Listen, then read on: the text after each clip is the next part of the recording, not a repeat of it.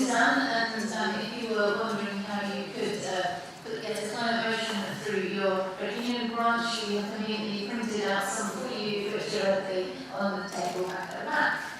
So, our next speaker is Mika from Platform, as you guess. Oh, great.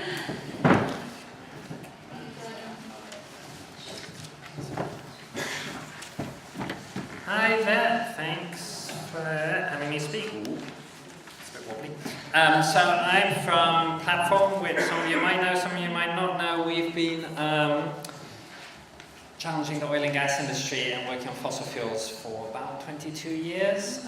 But a lot of our work is about how we build a just transition, how we build energy democracy, how we take back control as workers and as citizens. Now, we all know that the violence of climate change is ultimately driven by the choice to keep burning fossil fuels. It's an outcome of centuries of colonialism, of capitalism, but those decisions aren't in the past, they're in the present. They're constantly being remade by powerful people in this city, as well as in DC, in Brussels, in Abu Dhabi. Building that alternative future is part of stopping them making those decisions, but also building that future that we want to live in, that we think people believe in.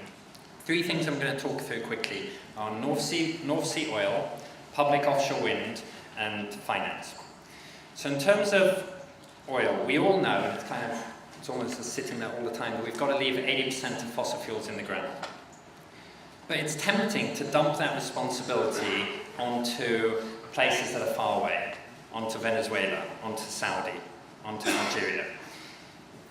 We tend not to think about our own responsibility to draw a line in the sand. Okay, we do in terms of fracking because that's a new thing, and we say, okay, no fracking. We also need to recognise, if we're showing leadership within the UK, then we have to face up to North Sea oil, to what we do about stop limiting extraction. So on the existing basis, we're pouring public finance, we're pouring subsidies into North Sea oil all the time. If you look at BP's last report on the tax they paid in different countries, in the US they paid $500 million, in Australia they paid $200 million, in the UK BP paid minus $189 million. That means that we paid them a net transfer to take our oil out of the ground. And it's a lot of our unions, including one of my unions, Unite, who are supporting subsidies. Unite, GMB, RMT have repeatedly said we need more subsidies. Now, of course, we all know that yes, we do need subsidies for energy, we do need public funds, but we need to move it into renewables in a way that enables that transition to happen. And we need to do that quickly, because there's 5.7 billion barrels of proven reserves in the North Sea. So if 80% of that is staying in the ground, it probably should be more given our past history as the UK. But if we do say let's extract 20% of that means we've got to stop extracting by Christmas next year. It's pretty soon. And some of us have been saying this for 3.5 years. It's always shifting. That's a big deal that isn't really being spoken about, but the conversations about those rapid changes, they need to take place not just here, but also in places like Aberdeen, in the northeast coast of Scotland, because those changes should be framed around the desires and needs of communities in Aberdeen. Job losses are already a reality because of, the oil companies are slashing jobs, and they're using falling oil prices as an excuse, as a reason. And even when we throw more and more subsidies at them, they keep slashing the jobs. But we need those skills. We need the capacity of Aberdeen as a whole and of the offshore oil workforce. We can't allow a repeat of the devastation that took place when Thatcher shut down the coal mines. We need to fight for equivalent jobs, equivalently paid, equivalent standards for every worker in the polluting industry like North Sea oil. And Corbyn actually committed on February 10th in his speech on climate change that every energy worker would get an equivalent job in the new economy. But we can't stop there, because actually when you spend time in Aberdeen, you realise quite quickly that there's about 30,000 people who work offshore. But there's 3 times that number that work in the supply chain. And then there's also a lot of people who drive taxis, clean hotels, work in the cinema, and their jobs are there now because of the oil industry. So when we talk about changing the economy as a whole, we need to think about communities collectively. It is about people within the fossil fuel sector, but it's also about the communities that rely on them. So we need to think about, okay, well, how do we build that transformation? And the Million Climate Jobs pamphlet has a lot of detail in there, but we should also recognize that we can start building the institutions that can make the just transition possible. We don't need to wait until Jeremy and John and Barry walk into Downing Street. So, for example, in the UK, more offshore wind has been installed than any other country, and there's going to be a whole lot more built in the future.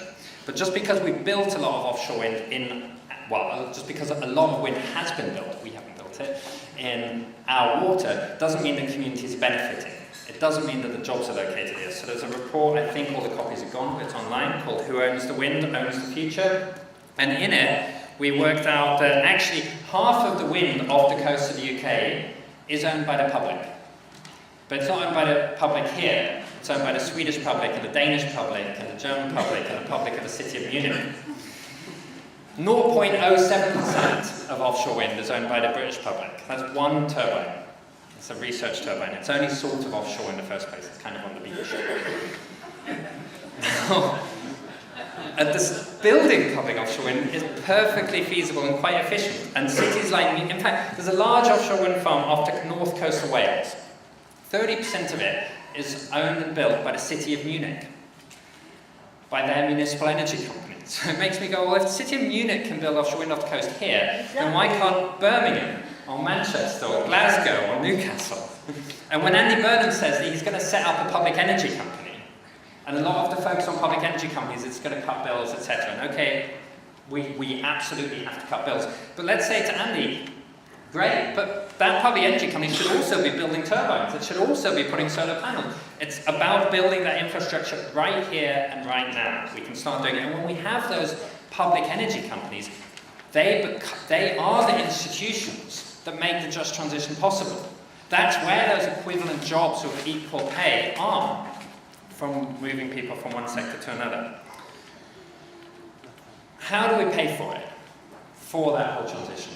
So of course, when John and Jeremy and Barry and everybody walk into Downing Street and everything, when the left has more influence, then there's going to be, in the Labour manifesto, there's £250 billion worth of infrastructure or access to infrastructure spending that will come through borrowing.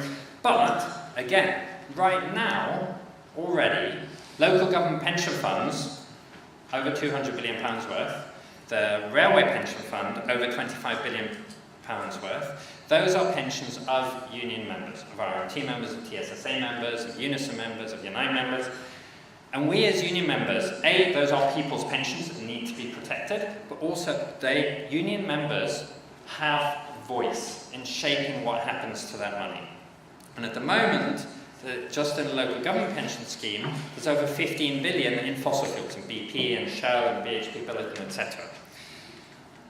It's possible to take that money out of fossil fuels, say we're going to stop driving extractive multinational exploitation.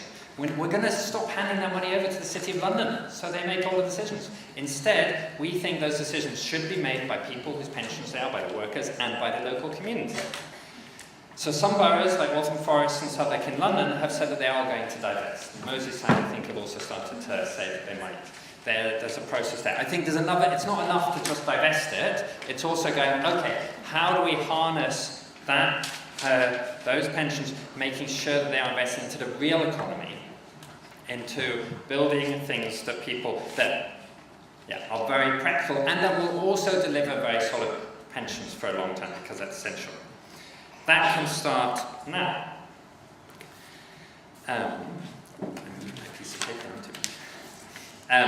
So, to conclude, there's been, I think, we all know that climate change is an existential crisis. But again, just because it's scary doesn't mean that we need to wait for central government to be able to start building those alternatives. And those alternatives can be transformative, whether it's one, divesting, two, starting to build institutions, whether it's public energy companies, also worker-public partnerships like Sam has outlined in the PCS briefing, going, okay, how do we pull together worker-controlled entities together with public entities? Three, as trade unions, we need to be building the pathways to retool industry. So when you see Corbyn's speeches, he talks about how workers are going to be running the publicly owned industries of the future. You know, the energy sector, the water sector, when they're taken back into public hands, workers will be shaping how they run.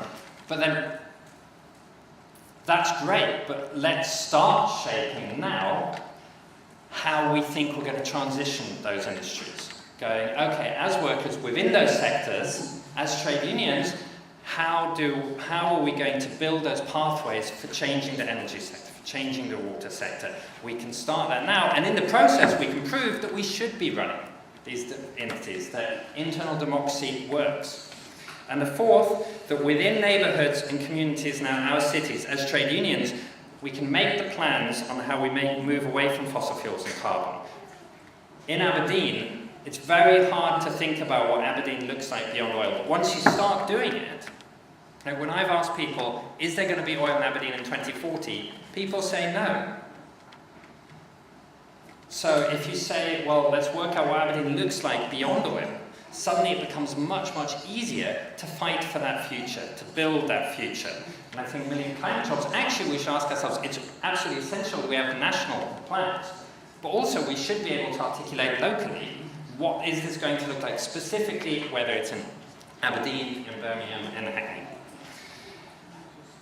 Let's not let this existential crisis be taken over by corporations. They are definitely trying to shape it in their interests. Instead, we can use it to build something better, to take power of corporations, to take energy into public hands, and to reclaim democracy.